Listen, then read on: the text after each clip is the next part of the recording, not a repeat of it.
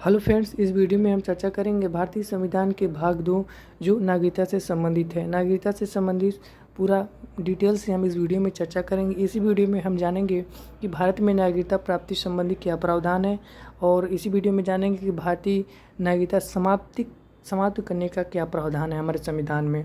ठीक है, और साथ ही साथ जानेंगे इसी वीडियो में PIOS और NRIS क्या होता है। ठीक है, तो याद रखिएगा, नागरिकता को इंग्लिश में सिटीजनशिप बोला जाता है इंग्लिश में। ठीक है, पहले हम सिटीजनशिप से बेसिक नॉलेज लेते हैं।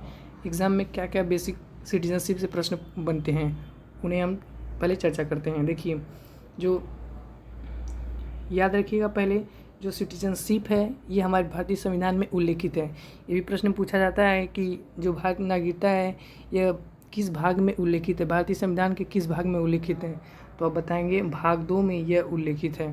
ठीक है, अनुच्छेद भी आपसे पूछा जाता है तो अनुच्छेद आप बताएंगे 5 से 11 तक सिटीजनशिप का प्रावधान है, भारतीय नागरिकता का प्रावधान है। ठीक है, ये याद रखिएगा, भारतीय संविधान में एकल जो नागरिकता है यह ब्रिटेन के संविधान से लिया गया है। क्या बताएंगे, अगर पूछे आपसे एकल नागरिकता का प्रावधान किस देश के संविधान से लिया गया है तो आप बताएंगे ब्रिटेन के संविधान से लिया गया है। ठीक है, याद रखिएगा, जो नागरिकता है यह संघ सूची का विषय है। संघ सूची पर कानून बनाने का अधिकार केवल संसद को होता है। ठीक है, ये सूचियाँ जो हैं ये अनुसूची 7 में ये आपको देखने को मिलता है। संघ सूची, समवर्ती सूची और राज्य सूची। ठीक है, 3 सूची जो सूची है वह अनुसूची 7 में ये पूरा आपको क्या है वर्णन है, उल्लेखित है। ठीक है, तो याद रखिएगा, नागरिकता जो है वह किस सूची का विषय है तो आप बताएंगे संघ सूची का यह विषय है। और यहाँ पर देखिए, ये है तीसरा फैक्ट है हमारा, 26 नवंबर 1949 को नागरिकता से संबंधित प्रावधान को लागू कर दिया गया।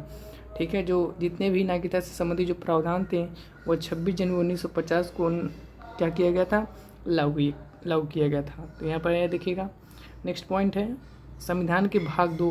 देखिए यहाँ पर भाग 2, संविधान के भाग 2 और अनुच्छेद 5 से लेकर 11 तक नागरिकता का उल्लेख किया गया है। तो याद रखिएगा, भाग आपसे पूछे तो आप बताएंगे 2 और कहाँ से कहाँ तक की अनुच्छेद तक उल्लेखित है, 5 से 11 तक। ओके ये क्या है, उल्लेखित किया गया है। और यहाँ पर देखिए, भारतीय संविधान में नागरिकता की परिभाषा नहीं दी गई है। ये मोस्ट इम्पॉर्टेंट है, इसको नोट करके जरूर लिखिएगा कि जो भारतीय संविधान में जो नागरिकता है उसकी परिभाषा हमारे संविधान में नहीं दिया गया है। ठीक है, आइए चलते हैं नेक्स्ट पॉइंट पर। ये हमारा देखिए नेक्स्ट पॉइंट है, संसद के द्वारा भारतीय नागरिकता अधिनियम 1955 का निर्माण किया गया। ठीक है, संसद के द्वारा भारतीय नागरिकता अधिनियम 1955 का निर्माण किया गया, लेकिन उसमें 86 में, 92 में, 3 में, 5 में, 6 में, 16, 19 में क्या किया गया, संशोधन इतनी बार किया गया है। ठीक है, यहाँ पर देखिए, जम्मू कश्मीर एकमात्र राज्य था जहाँ पर दोहरी नागरिकता लागू था। ठीक है, जम्मू कश्मीर नागरिकता दूसरी भारत की नागरिकता है। ठीक है, 2019 से यह क्या हुआ, समाप्त हो गया 370, जो मोदी सरकार के द्वारा समाप्त किया गया है। पहले क्या था, जम्मू कश्मीर में वहाँ पर दोहरी नागरिकता थी, वहाँ के लोग भारत के भी कह सकते थे हम भारत के नागरिक हैं, और वहाँ के लोग कह सकते हैं हम कश्मीर के भी नागरिक हैं। लेकिन ऐसा अब कोई भी प्रावधान 2019 से नहीं है, अब वो केवल और केवल भारत के नागरिक कहलाएंगे। ओके, तो ये बात अच्छे से याद रखिएगा। 2019 से पहले क्या होता था कि जम्मू कश्मीर में दोहरी नागरिकता थी और वहाँ का एक स्पेशल क्या था, संविधान था। ठीक है, वहाँ पर एक स्पेशल संविधान था, तो याद रखिएगा कश्मीर से संबंधित। और यहाँ पर देखिए, वर्तमान में दोहरी नागरिकता जो है समाप्त कर दी गई है। कहाँ पर, जम्मू कश्मीर में। अमेरिका में दोहरी नागरिकता का प्रावधान किया गया है, यह राज्य की नागरिकता और दूसरी US की नागरिकता। देखिए, US में टोटल 50 स्टेट हैं। ठीक है, कितने, 50 स्टेट है, तो वहाँ के लोग एक राज्य के नागरिक कहलाएंगे और एक देश के US के नागरिक कहलाएंगे। तो वहाँ पर क्या है, अमेरिका में दोहरी नागरिकता का प्रावधान है। तो ये इम्पोर्टेंट प्रश्न है, ये भी याद रखिएगा।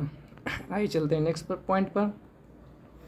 यहाँ पर देखिए, नेक्स्ट पॉइंट है हमारा अरस्तु के अनुसार नागरिकता वह जो, यहाँ पर देखिए अरस्तु ने नागरिकता को परिभाषित किया है।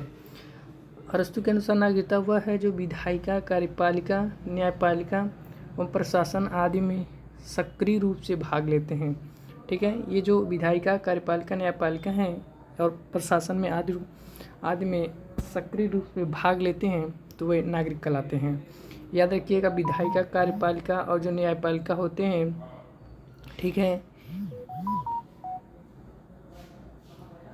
तो याद रखिएगा जो नागरिकता वह है जो विधायिका, कार्यपालिका, न्यायपालिका, प्रशासन आदि में सक्रिय रूप से भाग लेते हैं।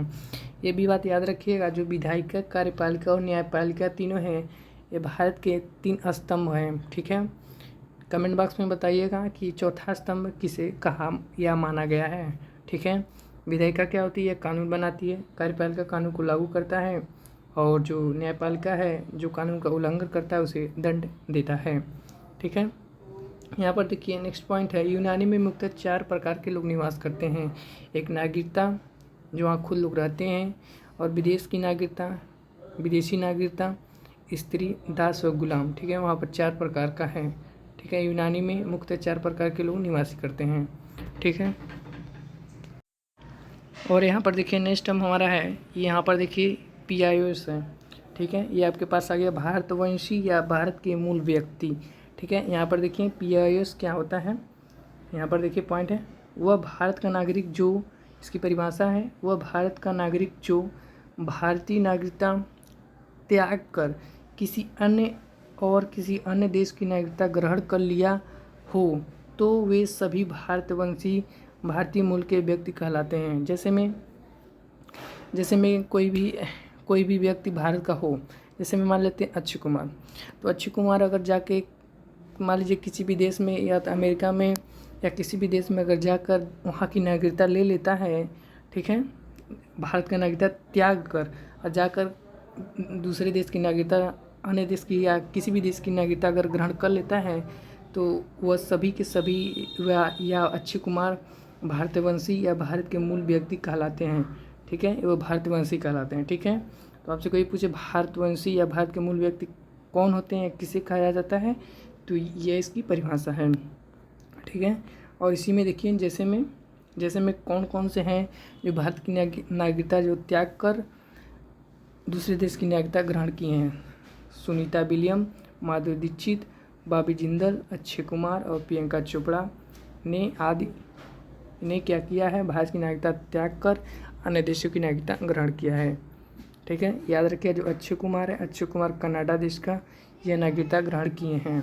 ठीक है, और यहाँ पर देखिए अप्रवासी भारतीय क्या होते हैं, NRIs क्या होते हैं, वह भारत का नागरिक हो जो किसी अन्य देश में अस्थायी रूप से 184 दिन तक लगातार रहा हो, वे सभी अप्रवासी भारतीय कहलाते हैं। ठीक है, कोई भी व्यक्ति अगर भारत से अदर देश में, अदर कंट्री में, कोई भी देश में अस्थायी रूप से 184 दिन तक लगातार रह रहा हो तो वे सभी के सभी क्या कहलाते हैं, अप्रवासी भारतीय कहलाते हैं। ठीक है, ये NRIs याद रखिएगा क्या होता है। ठीक है, यहाँ पर देखिएगा ये एक नोट है, इसे नोट जरूर करिएगा। यहाँ पर देखिए क्या है, 2003 में लक्ष्मीमल सिंघवी के सिफारिश पर 16 देश जो ऐसे हैं भारतवंशियों को दोहरी नागरिकता प्रदान की गई है। 2004 से इसे लागू किया गया है। ठीक है, इन भारतवंशियों को भारत में सामाजिक, आर्थिक एवं धार्मिक क्षेत्रों में भाग लेने का अधिकार प्रदान किया जाएगा। ठीक है, देखिए कौन कौन से देश हैं, जैसे में Norway, Australia, USA, New Zealand, England, रूस, पुर्तगाल। ठीक है, याद रखिएगा इसमें पाकिस्तान और बांग्लादेश 16 देश में नहीं शामिल है, तो ये बात याद रखिएगा। तो ऐसे जो 16 देश हैं उन भारतवंशियों को, भारतवंशी किसे बोले हम, जो भारत की नागरिकता त्याग कर अन्य देश का क्या किया हो, नागरिकता ग्रहण किया हो, तो उसे भारतवंशी बोला जाता है। तो उसे दोहरी नागरिकता का भी प्रावधान भारत में दे दिया गया है। कब से? 2004 से दिया गया है। ये भी आप याद रखिए, कब से दिया गया, तो 2004 से लागू हुआ है। 2003 में इसे लाया गया और 2004 में लागू हुआ। तो इन भारतवंशियों को, लेकिन याद रखिए इन भारतवंशियों को भारत में सामाजिक, आर्थिक, ठीक है, एवं धार्मिक, सामाजिक, आर्थिक एवं धार्मिक क्षेत्रों में भाग लेने का अधिकार है। जैसे में अप्रवासी जैसे में कौन है, भारतवंशी कौन है, अक्षय कुमार है, प्रियंका चोपड़ा है। तो जो प्रियंका चोपड़ा या अक्षय कुमार जो हैं ये केवल हमारे भारतीय सामाजिक में आर्थिक में मदद जैसे में मान लीजिए कोई इस समय कोरोना पीरियड है, तो कोरोना पीरियड में अगर मदद करना हो पैसा दान दे सकते हैं, ठीक है। धार्मिक क्षेत्र में भी भाग ले सकते हैं, तो ये अधिकार जो है प्रदान किए गए हैं, ठीक है। लेकिन याद रखिएगा इन्हें राजनीतिक और प्रशासन में भाग लेने का अधिकार नहीं है। राजनीति में जैसे में आप चुनाव नहीं लड़ सकते हैं, और प्रशासन में यहाँ पर जैसे में आप कोई भी भारत में सरकारी जॉब नहीं कर सकते हैं। जैसे में कोई भी IAS की बड़ी पोस्ट हुई उसमें आप भाग नहीं ले सकते हैं। जैसे में सरकारी नौकरी जो भी हुई उसमें आप भाग नहीं ले सकते हैं, ठीक है। अब आइए चलते हैं, समझते हैं जो भाग 2 से जितने भी संबंधित थे फैक्ट थे, जितने भी कॉन्सेप्ट थे वो बता दिए। अब जो भी नागरिकता से संबंधित प्रश्न बनते थे छोटे मोटे वो सभी आपको हम बता दिए। अब चलते हैं अनुच्छेद के बारे में चर्चा करते हैं। अनुच्छेदों में क्या क्या प्रावधान है और कैसे हम भारत की जो नागरिकता है प्राप्ति संबंधी क्या प्रावधान है, समाप्ति करने के क्या क्या प्रावधान है हमारे भारतीय संविधान में, तो उन्हें हम जानेंगे, ठीक है। तो यहाँ पर देखिए पहला है अनुच्छेद 5 में, ठीक है। अनुच्छेद 5 में भी पूछा जाता है क्या अनुच्छेद 5 में क्या प्रावधान है, क्या उल्लिखित है। तो संविधान के प्रारंभ में नागरिकता वह प्रत्येक व्यक्ति जिसका भारत में अधिवास हो, ठीक है, जो भारत में जिसका घर हो, अधिवास हो। इसका तात्पर्य यही है कि वो व्यक्ति जो भारत में ही रह रहा हो, वह भारत राज्यों के क्षेत्र में जन्म लिया हो, ठीक है। वो भारत राज्यों के क्षेत्र में क्या हुआ, जन्म लिया हो, और उसके माता पिता भारत में जन्म लिए हों। संविधान के लागू होने के 5 वर्ष से पहले भारत के राज्य क्षेत्र में रहा हो। उपरोक्त सभी व्यक्ति जो हैं स्वतंत्र भारत के लोग कहलाएंगे, ठीक है। अगर इतने जो कोई भी व्यक्ति इतने चार कंडीशन अगर फॉलो करता है तो उपरोक्त सभी व्यक्ति क्या होते हैं, स्वतंत्र भारत के लोग कहलाते हैं या कहलाएंगे, ठीक है। ये देखिए अनुच्छेद 6 है हमारा, पाकिस्तान में भारत का प्रयोजन करने वाले कुछ व्यक्तियों को नागरिकता संबंधी अधिकार हैं, ठीक है। पहला पॉइंट है 19 जुलाई 1940 के पूर्व, ठीक है, 19 जुलाई 1940 के पूर्व जो व्यक्ति पाकिस्तान से भारत आए, ठीक है, जो व्यक्ति पाकिस्तान से क्या हुए भारत आए, कब, यहाँ पर डेट याद रखिएगा, 19 जुलाई 1940 के पूर्व जो व्यक्ति पाकिस्तान से भारत आए इन्हें स्वतः भारत की नागरिकता प्राप्त हो गई, ठीक है। क्या हुआ, इन्हें स्वतः भारत की नागरिकता क्या हो गई, प्राप्त हो गई, ठीक है। तो याद रखिएगा, ठीक है। यहाँ पर देखिएगा थोड़ा सा आप सुधार कर लीजिएगा कि यहाँ पर 1940 नहीं 1948 होगा, ठीक है ना। तो यहाँ पर आप सुधार कर लीजिएगा, 1948 होगा। और यहाँ पर दूसरा है 19 जुलाई 1948 के बाद जो व्यक्ति पाकिस्तान से भारत आए उन्हें भारत में 6 महीने रहने के पश्चात पंजीकरण के माध्यम से भारत की नागरिकता प्रदान की गई, ठीक है। 19 जुलाई 1948 के बाद जो व्यक्ति पाकिस्तान से भारत आए, ठीक है, 6 महीने रहने के बाद, ठीक है, पंजीकरण के माध्यम से भारत में नागरिकता उसने क्या हुई, प्रदान की गई। अब पाकिस्तान से जो व्यक्ति पाकिस्तान से भारत आ गए 1948 के पहले ही, तो उन्हें स्वतः नागरिकता प्राप्त हो गई। लेकिन यहाँ पर देखिएगा जो बाद में आए 48 के बाद आए उन्हें 6 महीना रहने के पश्चात तब उन्हें पंजीकरण के माध्यम से क्या हुआ, नागरिकता, भारत की नागरिकता प्रदान की गई, ठीक है। अब यहाँ पर देखिए वर्तमान में 1986 से 5 वर्ष कर दिया गया है। अगर आप चाहते हैं भारत की नागरिकता ग्रहण करना, ठीक है, अगर आप चाहते हैं भारत की नागरिकता ग्रहण करना, कोई भी विदेशी या कोई भी व्यक्ति अगर भारत की नागरिकता ग्रहण करना चाहता है तो पहले वो क्या करेगा, 5 वर्ष तक पहले भारत में रहे, उसके बाद पंजीकरण के माध्यम से वो भारत की नागरिकता क्या कर सकता है, ग्रहण कर सकता है। ये बात नोट कर लीजिएगा, ठीक है। देखिए अनुच्छेद हमारा 7 है, अनुच्छेद 7 है, भारत में पाकिस्तान के प्रयोजन करने वाले कुछ व्यक्तियों को नागरिकता संबंधी अधिकार हैं। देखिए पहला पॉइंट है 1 मार्च 1947 को जो व्यक्ति भारत से भारत से पाकिस्तान चले गए, याद रखिएगा 1 मार्च 1947 को जो व्यक्ति भारत से पाकिस्तान चले गए वे सभी पाकिस्तान के नागरिक कहलाएं, अर्थात वो भारत के नागरिक नहीं कहलाएं। ठीक है, वो भारत के नागरिक नहीं कहलाएं। यह अनुच्छेद 7 में इसका प्रावधान है। ये भी प्रश्न पूछा जाता है कि 1947 के पहले जो व्यक्ति भारत से पाकिस्तान चले गए सभी व्यक्ति जो हैं वह पाकिस्तान के नागरिक कहलाएं, लेकिन भारत के नागरिक नहीं कहलाएं। ये किस अनुच्छेद में इसका उल्लिखित है, तो आप बताएंगे अनुच्छेद 7 में। आइए चलते हैं अनुच्छेद 8 के बारे में चर्चा करते हैं। यहाँ पर देखिए अनुच्छेद 8 है हमारा, भारत से बाहर रहने वाले भारतीय उद्भव के कुछ व्यक्तियों को नागरिकता संबंधी अधिकार हैं। ठीक है, भारत से जो बाहर रहने वाले व्यक्ति हैं उन्हें कुछ व्यक्तियों को नागरिकता संबंधी भी अधिकार हमारे भारतीय संविधान ने दिया है। यहाँ पर अधिकार है, देखिए क्या अधिकार है। वह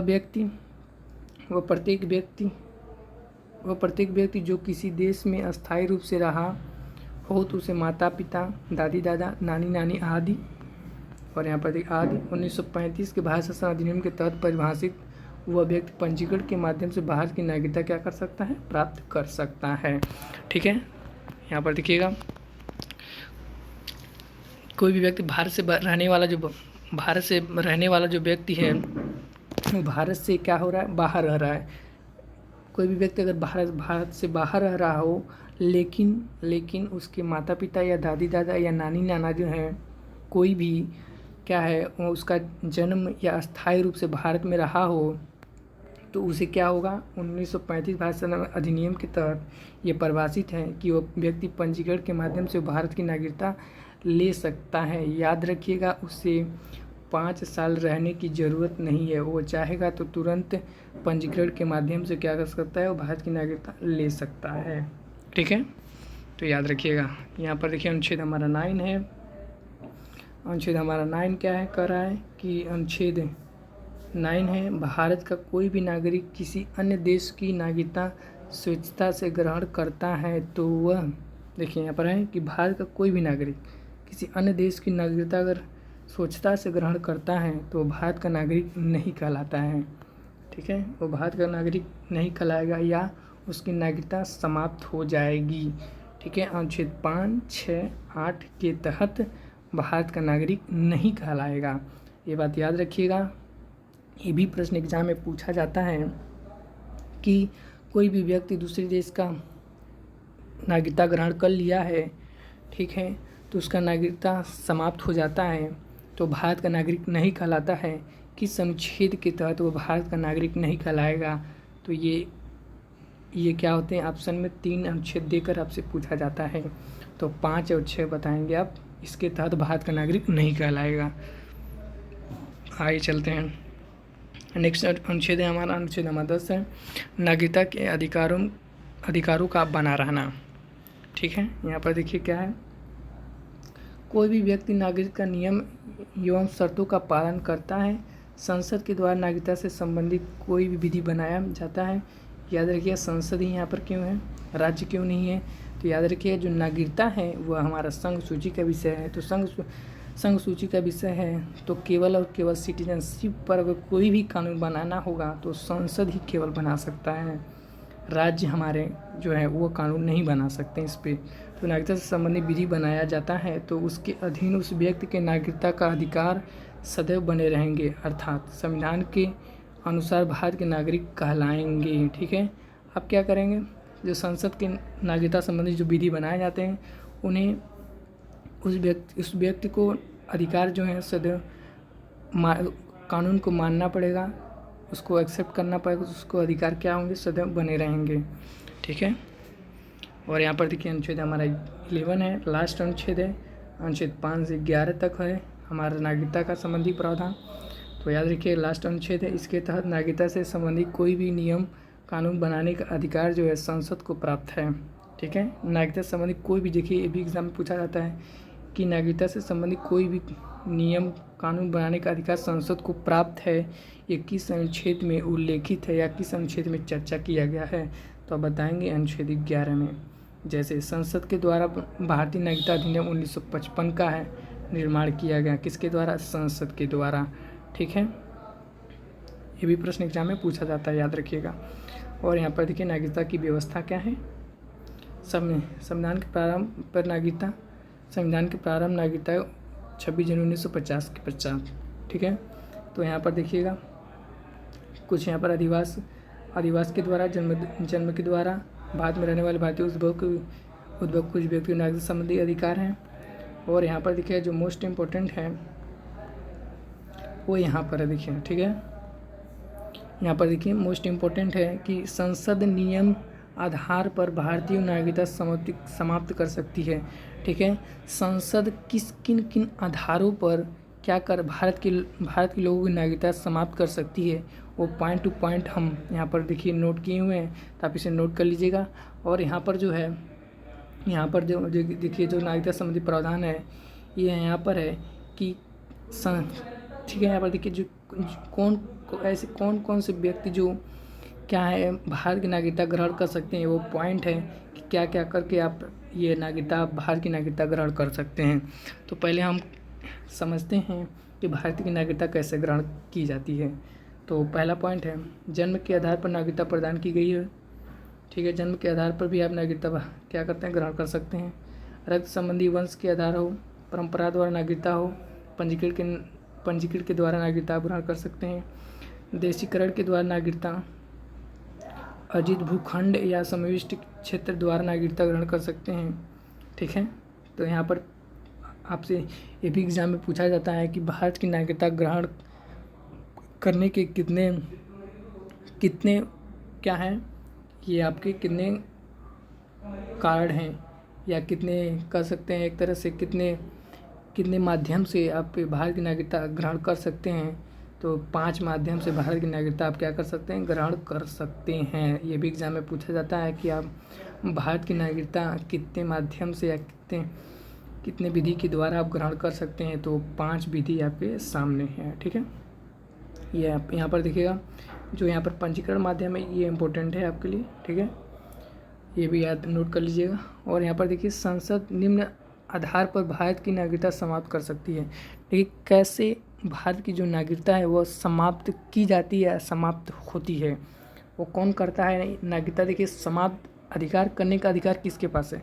जाहिर सी बात है संसद के पास ही होगा। क्यों? क्योंकि जो नागरिकता है वह संघ सूची का हमारा विषय है। ठीक है, तो ये बात आपको याद रखना है। पहला ही है कैसे नागरिकता समाप्त हो सकती है। स्वेच्छा से भारत की नागरिकता त्यागने पर, जैसे में मान लीजिए आप स्वेच्छा से आप लेना चाहते हो यूएस का नागरिकता, तो अब जाहिर सी बात है आप स्वेच्छा से इस भारत की नागरिकता को त्याग देंगे और जाकर यूएसए का ले लेंगे। तो आप जैसे भारत की नागरिकता त्यागेंगे, ठीक है, तो वैसे आप भारत के नागरिक नहीं कहलाएंगे। तो ये भी एक माध्यम है, स्वेच्छा से भारत की नागरिकता त्याग सकते हैं।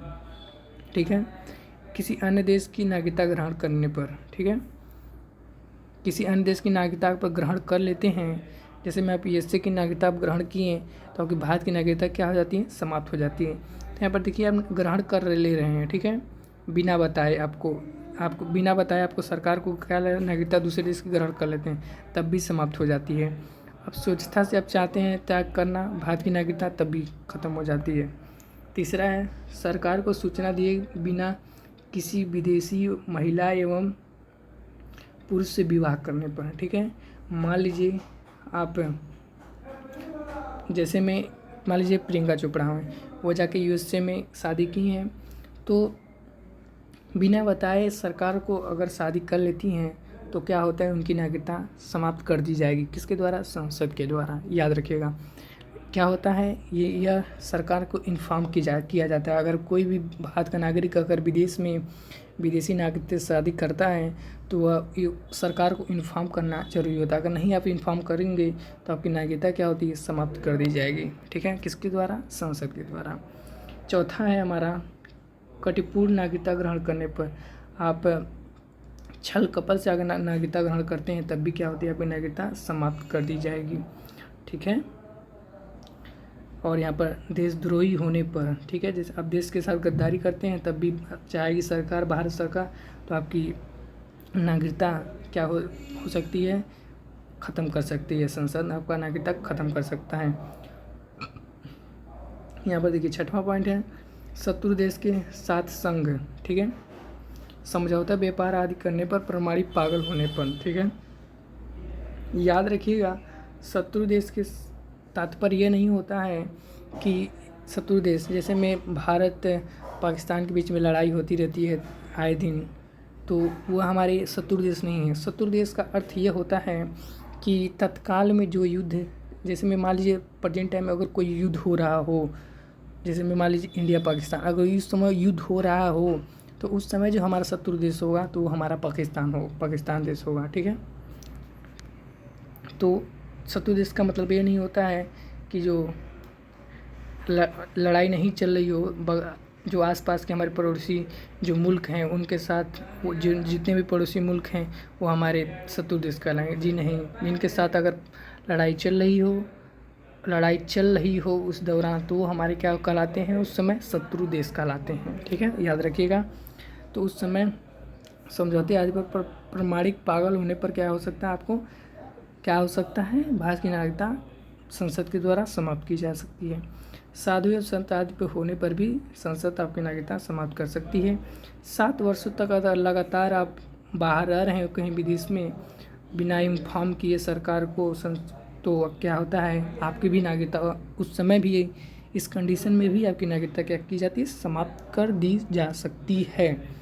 तो याद रखिएगा ये भी पॉइंट, और उम्मीद करते हैं आज का सेशन आपको ज़रूर पसंद आया होगा। तो अगर सेशन आपको अच्छा लगा हो तो लाइक करिएगा, सब्सक्राइब करिएगा, ठीक है। मिलते हैं अगले सेशन के साथ, तब तक के लिए धन्यवाद।